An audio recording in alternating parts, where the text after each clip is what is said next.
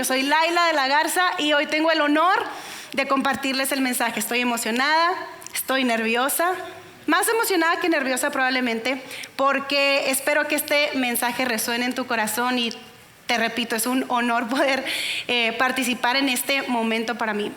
Y creo que todos tenemos algo en común, tú y yo tenemos algo en común, y es que todos hemos vivido un momento de vergüenza.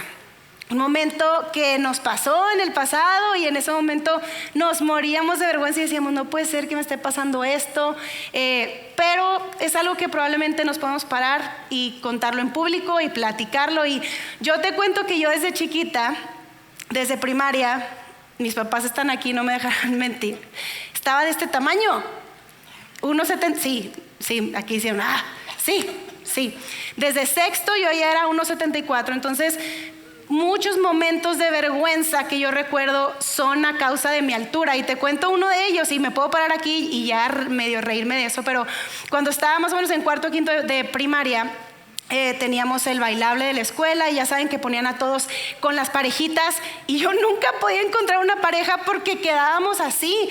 Y no me quejo de mis compañeros, ellos estaban en un tamaño normal, era yo la que estaba así como muy sacada de onda, usualmente era la más alta de mi salón, del colegio, incluso más alta que mis maestras. Entonces en esa ocasión yo recuerdo que yo les estaba rompiendo la fila, la maestra dijo, bueno, hagamos, ya sabes que se ponen con las manos para el puentecito y pasan por abajo, pero yo estaba tan alta que de verdad no me podía agachar lo suficiente y terminaba rompiéndoles el puentecito y mis amigos como que, Laila, ¿qué se siente el clima allá arriba? ¿Cómo está el clima allá arriba? ¿Y por qué no rompes o sea, estamos ensayando y vienes tú y no rompes? Y yo me sentía bien mal, la verdad. Total, llegó el día del festival y me acuerdo que mi mamá me decía, vámonos a la escuela, como siempre me despertó y yo, no, abajo de mi colcha, no quiero ir. Llegó mi hermano Lauro, quien les acaba de dar la bienvenida ahorita, y súper lindo, me dijo, nena, ¿qué onda? ¿Qué traes? Y le dije, no quiero ir, estoy muy alta, me da mucha pena, me da vergüenza, les estoy arruinando a mis amigos el bailable, yo no sé por qué Dios me hizo así. Y él me dijo, oye, ¿por qué no vas y piensas que tú eres Blancanieves y ellos son tus 7 enanitos? Y yo, wow, nadie nunca me lo había dicho así. Entonces yo me desperté, me puse el uniforme o la cosa del bailable, no sé, porque tú no sabes, pero la maestra al final decidió ponerme en medio y que mis amigos bailaran alrededor de mí en un círculo. Entonces hoy te lo cuento con risa, yo en ese momento estaba en medio bailando y mis amigos alrededor con toda la pena del mundo y me da risa, pero creo que tú puedes a lo mejor acordarte de un momento de vergüenza en tu vida que ahorita te da risa, pero ¿qué de aquellos momentos llenos de vergüenza, momentos de nuestro pasado, de los cuales no queremos hablar ni contarle a nadie, no queremos que nadie se entere, no quisiéramos ni siquiera pensar en eso? Se nos viene a la mente y es como que no, vamos a hacer de cuenta que no existió, esto nos llena de vergüenza. Y hoy quiero hablarte de eso porque hay alguien que se llama Simón Pedro que vivió un momento de vergüenza, un momento de dolor. Él vivió algo que lo llenó de culpa y yo creo que él quiere que tú sepas y quiere que yo sepa y quiere que todos sepamos que hay un lugar seguro al que tú y yo podemos llevar nuestra vergüenza y nuestro dolor. Y Pedro vivió precisamente ese momento. Y cuando lo experimentó, él dijo, yo quisiera de verdad que esto no me hubiera ocurrido. Yo quisiera que este momento fuera algo que yo no tuviera que vivir. ¿No te ha pasado? Quisiera no haberlo experimentado. Y no solamente no vivirlo, sino a lo mejor que al menos me den la oportunidad de regresar el tiempo y rehacerlo, hacerlo diferente, tomar otras decisiones. Si me dieran la oportunidad de volver a vivir este momento, a lo mejor, si se pudiera no vivir mejor, pero si me dieran la oportunidad de volverlo a vivir, yo lo haría totalmente diferente. Y Simón Pedro vivió algo así. Y te repito, él quiere que tú y yo sepamos que hay un lugar en donde podemos llevar todo eso, toda esa culpa, todo lo que es vergonzoso, pero no solamente lo que es vergonzoso, sino incluso lo que es doloroso. Eso que nos ha ocurrido en el pasado, eso que hemos hecho, eso que nos han hecho, eso que hemos dicho, eso que hemos pensado, eso que hemos dejado de hacer. Todo lo que nos llena de vergüenza, de culpa, de dolor, lo podemos llevar a un lugar seguro. Porque Él quiere que tú y yo sepamos que El pasado puede recordarnos definitivamente, pero no tiene que definirnos. El pasado te puede recordar, pero no tiene que definirte. Y si tú estás aquí, tú has estado cargando algo vergonzoso, algo doloroso, qué bueno que estás aquí hoy. Si tú nos estás escuchando en YouTube Live o en Facebook Live, o si tú estás escuchándonos entre semana a través de nuestro canal de podcast, qué bueno que estás escuchando este mensaje, porque tú no tienes por qué quedarte así. Y hoy vamos a hablar acerca de esto. Y estamos en la 6ª parte de la serie No Estás Lejos, y hemos hablado acerca de una historia que debió de haber muerto con la Roma de Nerón, pero al contrario, es una historia que sobrevivió. Es la historia de Jesús de Nazaret, contada por Simón Pedro y dictada a Marcos, y nos llega a nosotros como el Evangelio de Marcos.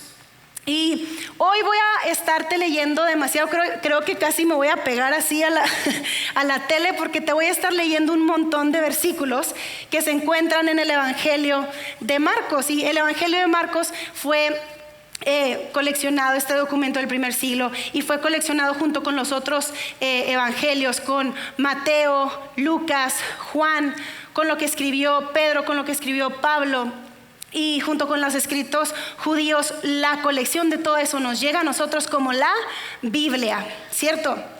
Y hoy yo quiero que tú sepas esto. Mientras que yo te estoy leyendo un montón de versículos, lo que yo quisiera es que tú no me escuches como leyéndote simplemente una narrativa de una literatura o algo que tú ya escuchaste desde que eras niño. Yo lo que quisiera es que tú sepas que es mucho más que eso.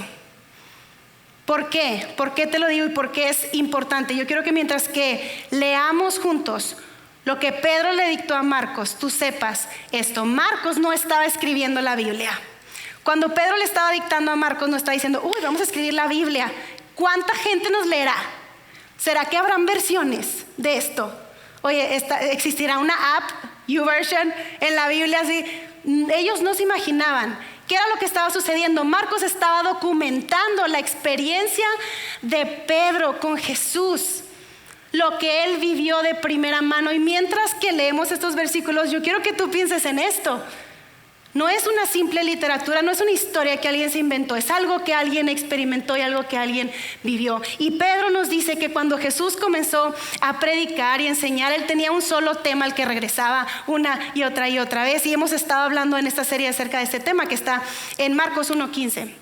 Y dice así: se ha cumplido el tiempo, es lo que decía Jesús. O sea, algo nuevo llegó aquí a nuestro mundo. El reino de Dios está cerca, lo que significa que tú no estás lejos, no tienes que estar lejos. Por lo tanto, la respuesta a eso es arrepiéntete y cree las buenas nuevas, las buenas noticias. ¿Y cuáles son las buenas nuevas y por qué Pedro creía que eran buenas noticias? El mensaje que Jesús traía no era simplemente: yo vine a morir por tus pecados para que un día te puedas ir al cielo, lo cual sí es cierto, pero va mucho más allá de eso. El mensaje de Jesús era: yo vine aquí a la tierra para darte una nueva interpretación de cómo es Dios, cómo es tu Padre Celestial.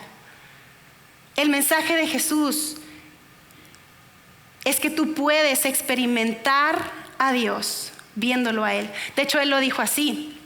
Él dijo: si tú me has visto a mí, tú has visto a Dios.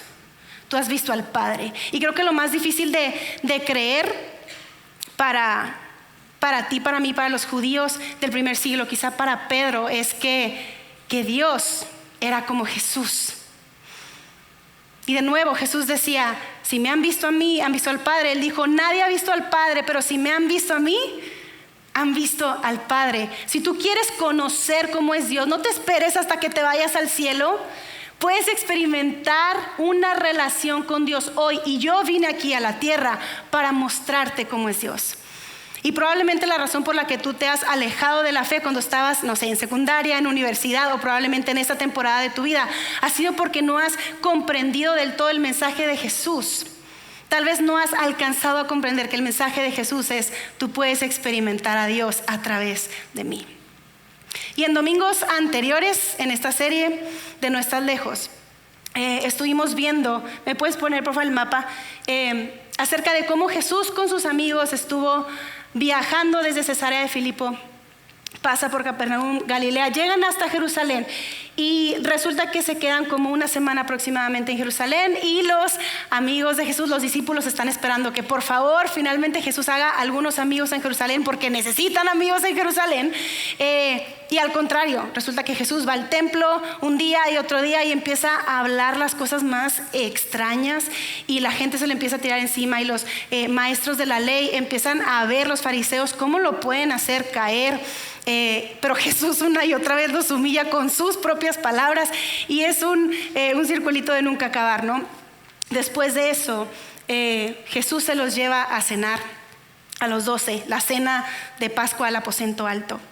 Y estando allí, los discípulos pensaron, seguramente que aquí en esta cena está tan especial que yo creo que aquí es donde Jesús nos va a dar la gran revelación finalmente. Se va a arrancar su túnica y vamos a ver acá abajo una super M de Mesías y nos va a decir que finalmente se va a lanzar como rey y qué lugar nos tocará al lado de él en el reino, qué va a pasar. Y Jesús realmente sí les dio una revelación, pero no fue para nada la revelación que ellos esperaban. Y hablamos de eso los domingos anteriores. La gran revelación que él les dio fue esta. Mientras comían, Jesús tomó pan y lo bendijo. Luego lo partió y se lo dio a ellos, diciéndoles, tomen, esto es mi cuerpo. Qué loco, ¿no? Después tomó una copa, dio gracias y se la dio a ellos. Y todos bebieron de ella. Y Jesús sonriendo les dice, por cierto, esto es mi sangre del pacto, que es derramada por muchos, les dijo. Y los discípulos así como que, está bien, un pacto, ok, pero ¿qué onda con el reino? ¿Qué onda con eso de que eres rey? O sea que no va a haber reino. ¿Qué está pasando? Y probablemente te sabes la historia, pero ellos salen del aposento alto. Se van al jardín de Getsemaní. Ahí llega Judas, lo traiciona, llega con los soldados del templo, arrestan a Jesús. Y en este momento, Pedro le dice algo a Marcos. Marcos trata de disuadirlo de decir este detalle. Le dice, ¿estás seguro que quieres decir esto? Sí, estoy seguro. Todos tienen que saber que entonces todos, incluyéndome a mí, lo abandonamos y huimos. Pedro le dice, en ese momento cuando arrestan a Jesús, todos lo abandonamos y huimos. Y pudiera parecer como, claro, o sea, ellos esperaban un rey, ellos esperaban un reino, ellos tenían una esperanza y en ese momento que arrestan a Jesús, la esperanza se les cayó. Claramente no era ningún rey y a pesar de lo que Jesús les había enseñado y lo que les había dicho, ellos sentían que el reino de Dios no estaba cerca. Ellos empezaron a sentir que Dios no estaba cerca. Y Pedro continúa dándonos algunos detalles muy interesantes acerca de cómo fue el juicio de Jesús. Y si tú eres una persona que le gusta estudiar la Biblia y que le gusta leer y demás, y que eres como medio lógico, probablemente te vas a preguntar, si Pedro huyó y estaba lejos, ¿cómo es que se enteró de la privacidad de lo que ocurrió en esas conversaciones entre el sumo sacerdote, los sacerdotes principales, los fariseos y Jesús? ¿Cómo es que supo? Y algo increíble es que los mismos hombres que enjuiciaron a Jesús, los mismos hombres que estuvieron interrogándolo, algunos de esos hombres que estuvieron azotándolo, esas personas que fueron los que lo llevaron a crucificarlo, ellos en algún momento se convierten en seguidores de Jesús y lo sabemos porque aparece en el libro de los Hechos.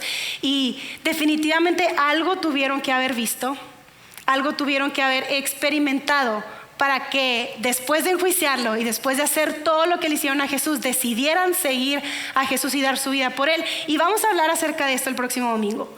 Vamos a hablar acerca de qué fue lo que vieron, qué fue lo que vivieron. Entonces, pausa comercial, no se pierdan el próximo domingo, invita a alguien, no venga solo. Si vas a salir de vacaciones te regresas, no es cierto. Pero algo vieron, algo tuvieron que ver para seguirlo. Y Pedro nos sigue contando esto. Llevaron a Jesús ante el sumo sacerdote y se reunieron allí todos los jefes de los sacerdotes, los ancianos y los maestros de la ley. Y este grupo de personas nunca se habían llevado bien, porque era como una lucha de poder. Pero en Jesús encontraron un enemigo común. Entonces, continuamos. Pedro lo siguió de lejos hasta dentro del patio del sumo sacerdote. Pedro lo siguió de lejos.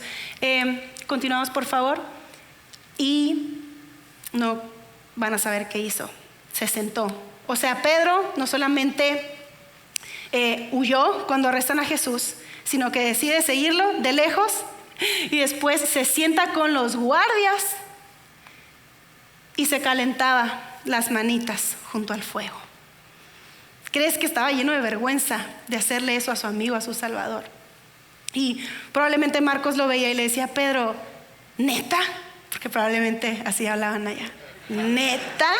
Súper regio, ¿verdad? No, Pedro, de verdad, ¿estás seguro que quieres contar esta parte de tu historia? No sabemos quién lo va a leer. Y Pedro volteó a ver a Marcos y le dijo: por supuesto, yo quiero contar esta parte de la historia, porque yo no fui ningún héroe. Esa noche no hubo ningún héroe. De hecho, esto es lo que pasó. Los jefes de los sacerdotes y el consejo en pleno buscaban alguna prueba contra Jesús para poder condenarlo a muerte, pero no la encontraban. Y muchos testificaban. Falsamente llevaron a muchos falsos testigos que empezaron a testificar contra él, pero sus declaraciones no coincidían, y entonces el sumo sacerdote se estaba volviendo loco porque estaba viendo que no estaban llegando a ningún lugar. Entonces se le pone frente a Jesús y lo empieza a interrogar y le dice: oye, ¿no tienes nada que contestar? ¿Qué significan estas denuncias en tu contra? Pero Jesús se quedó callado y no contestó nada. Y el sumo sacerdote, te repito, se estaba volviendo loco porque ellos eran de las personas más importantes en la ciudad, incluso en la nación. Cuando ellos caminaban, la gente les abría paso, y el hecho de que este nazareno no estuviera ni siquiera respondiéndole su pregunta, qué falta de respeto, ¿no?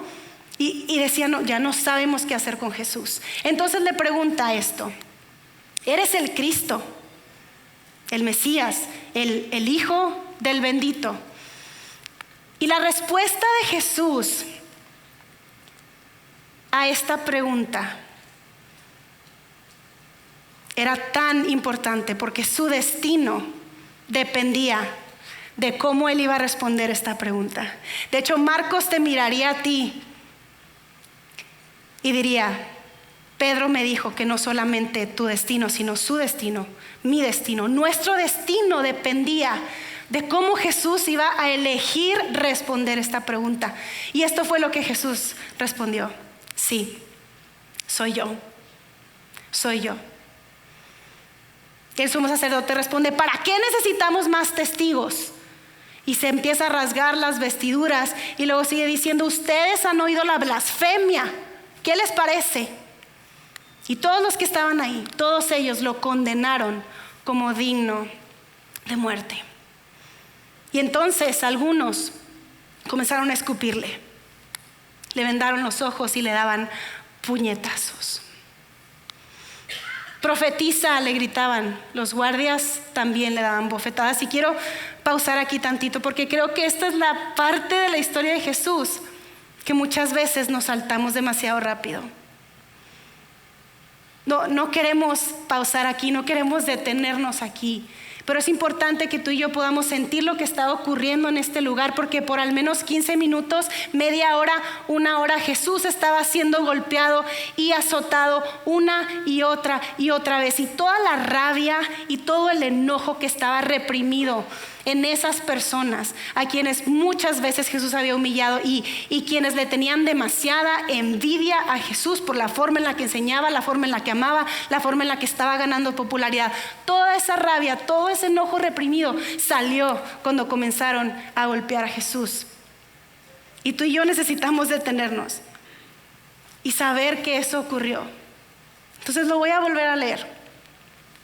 Pedro le dicta a Marcos: algunos comenzaron a escupirle, le vendaron los ojos y le daban puñetazos.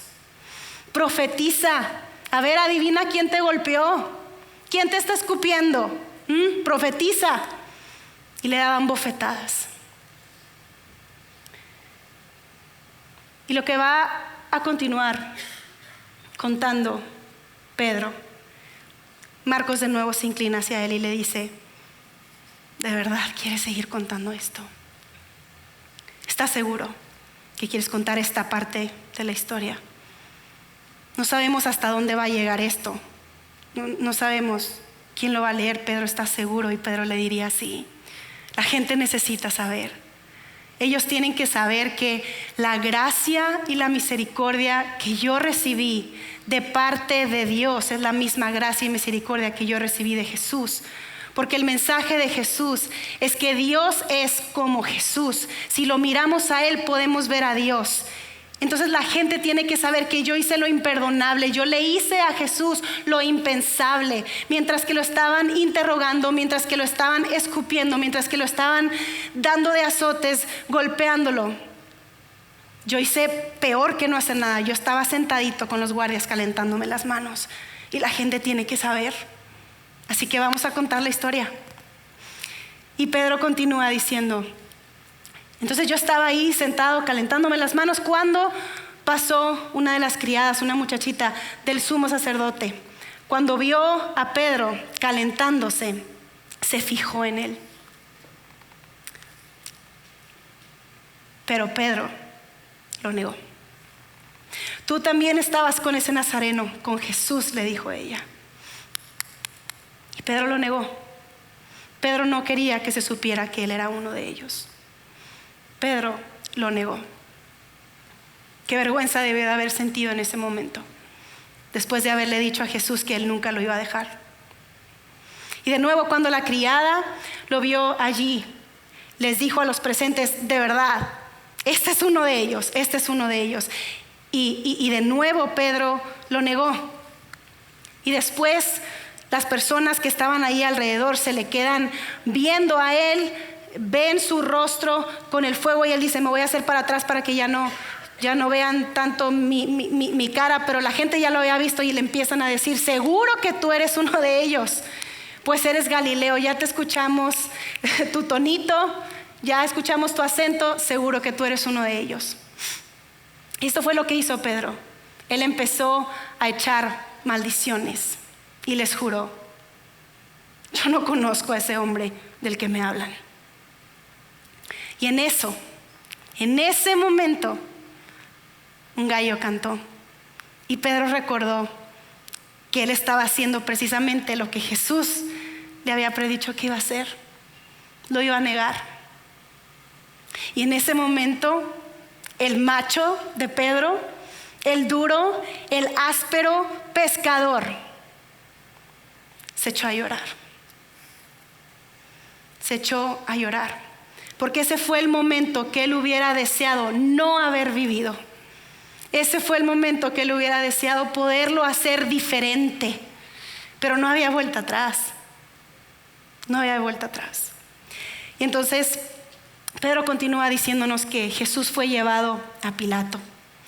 Y probablemente sabes que lo llevaron a Pilato porque los judíos no tenían autoridad para matar o ejecutar a nadie. Tenían que ir con Pilato como para pedirle permiso, y eso los volvía locos, porque eso significaba que no tenían control sobre su nación. Tenían que ir a humillarse a pedir permiso. Y van con Pilato y le piden permiso, y eso le encantaba a Pilato, porque era como que sí, vengan a mí. Y le van a pedir permiso de matar a Jesús, y esto es lo que sucedió. Los jefes de los sacerdotes se pusieron a acusarlo de muchas cosas. ¿No vas a contestar? ¿No vas a defenderte a ti mismo?, le preguntó de nuevo Pilato. Mira de cuántas cosas te están acusando.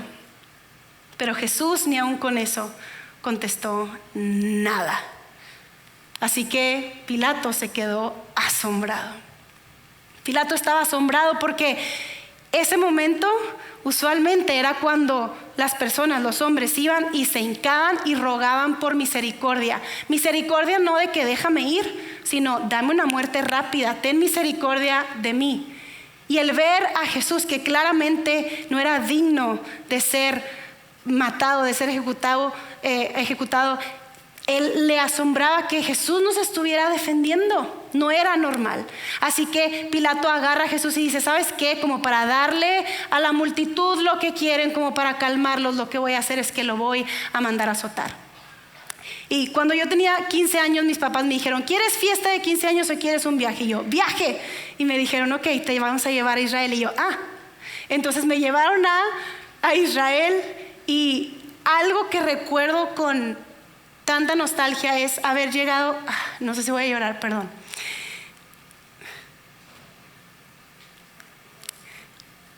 Haber llegado a ese lugar en donde Jesús fue azotado y me mostraron un instrumento de los que los romanos usaban para azotar a las personas.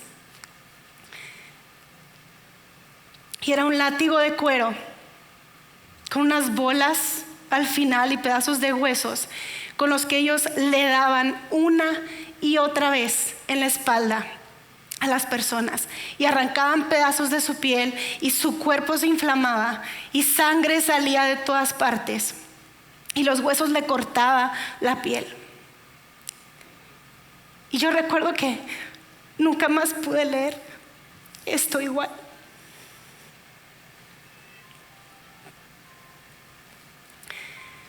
Pilato agarra a Jesús y lo manda a azotar, pensando que la multitud se iba a calmar y iban a decir: ya está bien, ya le diste su merecido, ya entendimos, ya está bien. Pero no, la multitud quería más. De modo que Pilato les dice: ¿y entonces qué? O sea, ¿qué voy a hacer con el que ustedes llaman el rey de los judíos? Y para los judíos era como que: no, te explicamos que no es nuestro rey. Ubícate, Pilato. Y Pilato: pues ya, ¿qué voy a hacer? Ya lo mandé a azotar, ya vieron cómo tiene la cara desfigurada, ya me lo trajeron aquí todo golpeado, ya yo lo azoté, ¿qué más quieren? Y la multitud, provocada por los fariseos, por los sacerdotes, por todas esas personas, empiezan a gritar: crucifícalo, crucifícalo, crucifícalo. Y tú te sabes la historia. Pilato les dio lo que ellos querían. Los soldados llevaron a Jesús al interior del palacio, es decir, al pretorio, y reunieron a toda la tropa. Y es importante que tú sepas que esta tropa, estas personas, estos soldados no eran soldados romanos, eran soldados que habían sido traídos de regiones alrededor de la región de Judea, y ellos odiaban a los judíos, odiaban tanto a los judíos. Así que tú puedes imaginarte con cuánto odio, con cuánta violencia, cómo empezaron a burlarse de Jesús, porque era grotesco el simple hecho de pensar que pudiera haber un rey judío. Y esto fue lo que hicieron con él. Le pusieron un manto de color púrpura, luego trenzaron una corona de espinas y se la colocaron. Salve, rey de los judíos, lo aclamaban. Lo golpeaban en la cabeza con una caña y le escupían. Después de burlarse de él, cuando ya tuvieron suficiente de burlarse de él, le quitaron el manto y le pusieron su propia ropa sobre su espalda ensangrentada. Le volvieron a poner su ropa. Y condujeron a Jesús al lugar llamado Gólgota, que significa lugar de la calavera. Y después, un simple enunciado que para las personas del primer siglo significaba tanto y para nosotros significa prácticamente nada. Después lo crucificaron. Y Pedro no nos da detalles porque no eran necesarios los detalles en el primer siglo. Las personas que habrían leído esto 30 años después probablemente ya habían visto o experimentado o escuchado cómo terminaba una crucifixión. No era necesario dar detalles. Y nosotros tantas veces lo glamorizamos, romantizamos ese momento en el que Jesús fue crucificado, porque se nos hace tan difícil verlo, imaginarlo, leerlo. ¿Cuántas veces le pasas la página a tu Biblia cuando estás leyendo eso?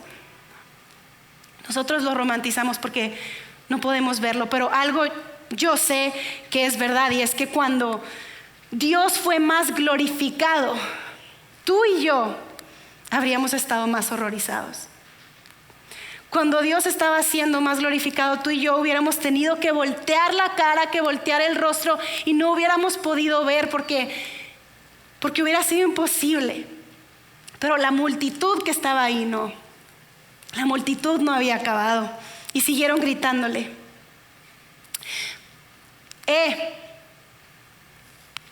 tú que destruyes el templo y en 3 días lo reconstruyes, baja de la cruz y sálvate a ti mismo. Y después Pedro dice, y hay una declaración que es tan significativa que yo no sabía que iba a ser tan significativa hasta años después. Pedro dice que empezaron a gritarle, salvó a otros, pero no puede salvarse a sí mismo. Salvó a otros, pero no puede salvarse a sí mismo.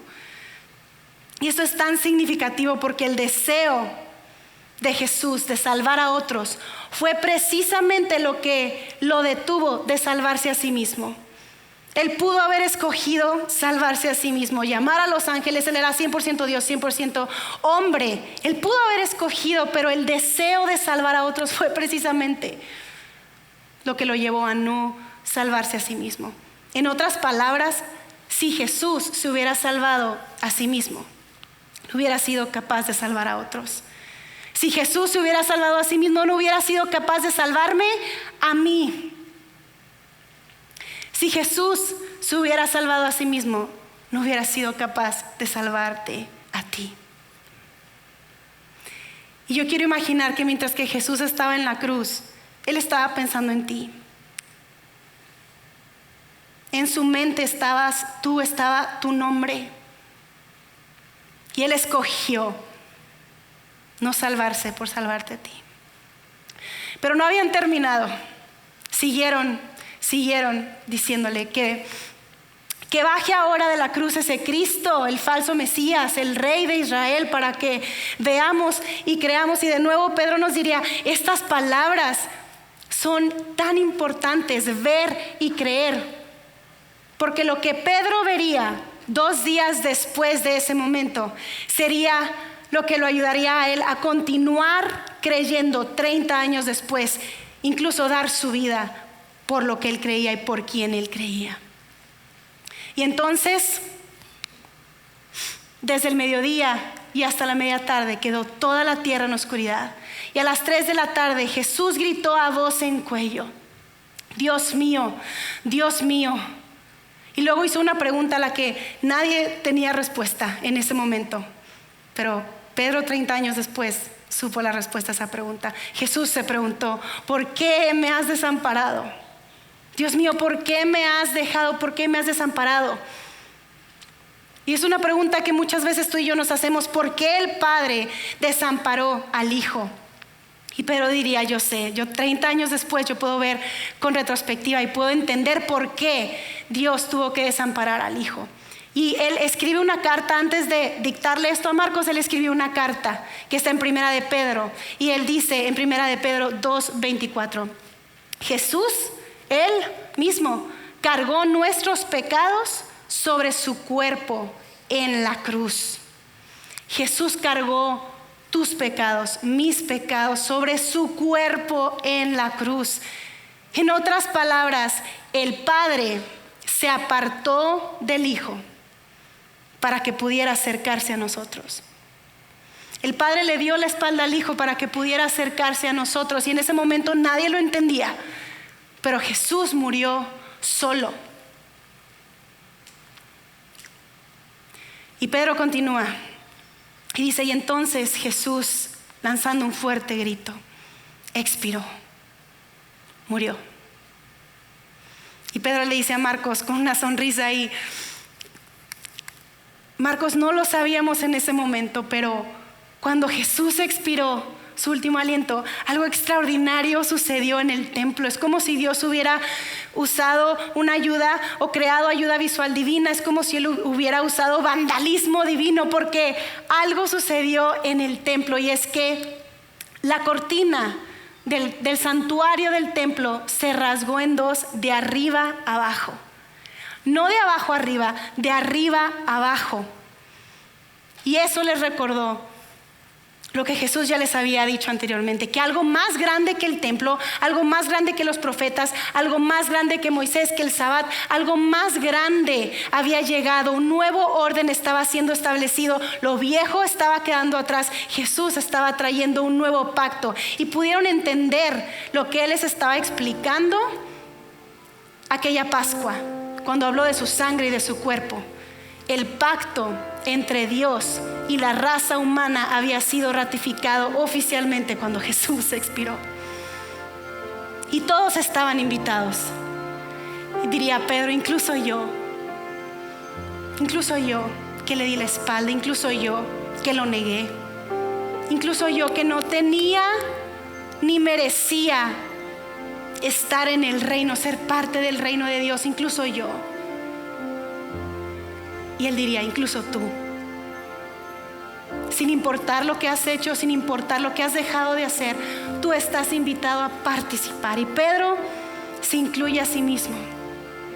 Si recordamos lo que él escribió a los cristianos en primera de Pedro 2:24, lo voy a volver a leer. Dice, él mismo cargó nuestros pecados.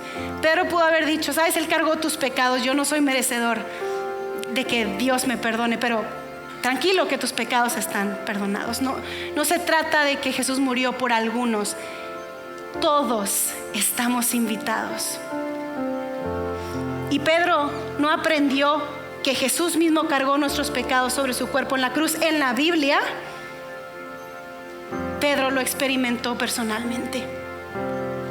Y hoy queremos que tú sepas que ese mismo perdón que Pedro experimentó de su Padre Celestial, esa misma reconciliación, esa misma restauración está disponible para ti hoy. Hoy queremos que sepas que el mensaje de Jesús es simple y está disponible para ti hoy. El mensaje de Jesús es este: se ha cumplido el tiempo. Algo nuevo llegó, lo viejo ya pasó. El reino de Dios está cerca.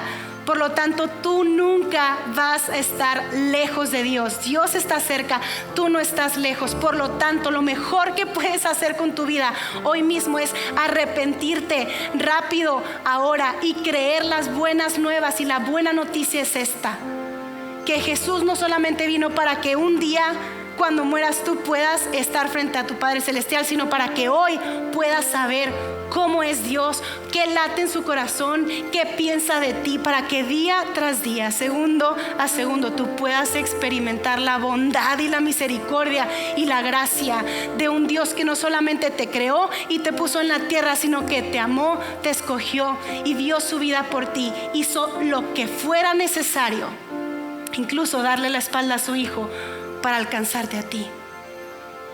Y Jesús nos recuerda hoy que una vez que lo hemos visto a Él, hemos visto al Padre. Y es un buen Padre.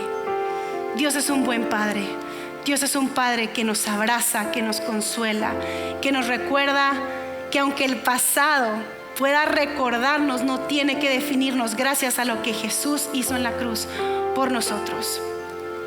Y hoy yo quiero darte la oportunidad de que puedas hacer una oración para recibir esa reconciliación con Dios. Y reconciliación es simplemente cuando dos piezas no encajan y hacemos que encajen una con otra. Eso fue lo que Jesús hizo por ti y por mí. Él nos reconcilió con Dios. Y a través de lo que Jesús hizo en la cruz, ya no hay nada que nos pueda separar de Dios. Su amor lo cubrió todo, su sangre lo pagó todo.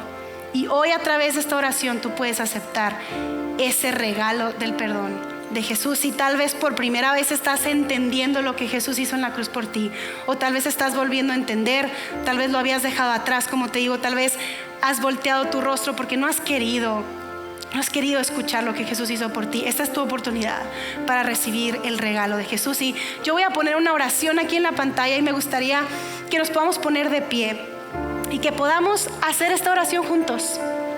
¿Y qué tal si lo hacemos en voz alta? Porque creo que necesitamos escucharnos a nosotros mismos orar esto. Así que vamos a hacer esta oración y después vamos a cantar una canción pidiéndole a Dios: queremos ver, aunque duela y aunque sea una confrontación en nuestra vida, tal vez necesitamos ver a Jesús en la cruz, necesitamos entender el sacrificio. Así que yo te invito a orar esto. Padre Celestial, como Pedro, yo creo que Jesús cargó con mis pecados sobre su cuerpo en la cruz. Yo pongo mi fe en Él como mi Salvador y mi Señor. Gracias por perdonarme mis pecados. En el nombre de Jesús. Amén. Dios, gracias. Padre, gracias porque hoy no hay nada que nos separe de ti. Venimos en total confianza. Gracias a lo que Jesús hizo en la cruz, tenemos acceso total ante nuestro Padre Celestial. Somos perdonados, somos aceptados, somos limpios gracias al sacrificio de Jesús. Y Dios, no queremos voltear nuestro rostro. No queremos hacer oídos sordos de lo que Jesús hizo en la cruz por nosotros. No queremos olvidar lo que le costó ese regalo de la salvación, que para nosotros es gratuito, pero a Él le costó su vida, su sangre, su llanto, el que tú lo hayas desamparado en una cruz. No queremos voltear nuestra mirada de lo que Jesús hizo en la cruz por nosotros. Queremos ver y queremos abrazar el regalo de la reconciliación. Si nos sentimos solos, si alguien aquí ha sentido como que su vida no tiene propósito, que voltee a ver la cruz y que vea ahí y encuentre ahí en Jesús perdón, amor, aceptación, nueva vida, propósito, identidad, reconciliación con el Padre. Padre, gracias. Queremos ver como tú nos ves. Queremos sentir como tú sientes. Queremos conocerte más. No queremos esperarnos hasta que estemos en el cielo contigo, que eso va a ser extraordinario. Queremos empezar hoy con nuestra familia, con nuestros amigos, con nuestra comunidad. Queremos vivirte hoy en esta iglesia, en este lugar. Queremos experimentar tu presencia hoy, aquí, ahora, porque el tiempo se ha cumplido, porque el reino de Dios se ha acercado, porque no estamos lejos. Gracias, Dios, porque tú siempre estás cerca. En el nombre de Jesús. Amén.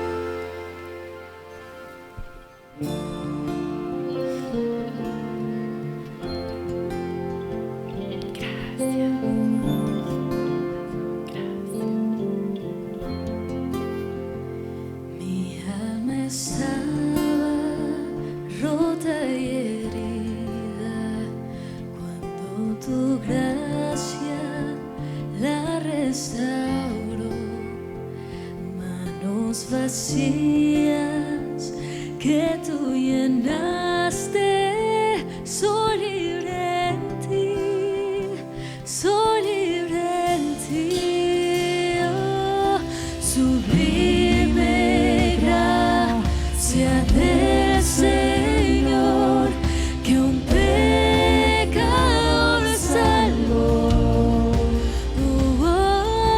Fui ciego, hoy veo yo, perdido, y Él me halló.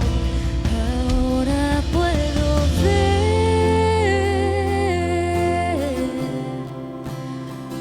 puedo ver sus ojos de amor.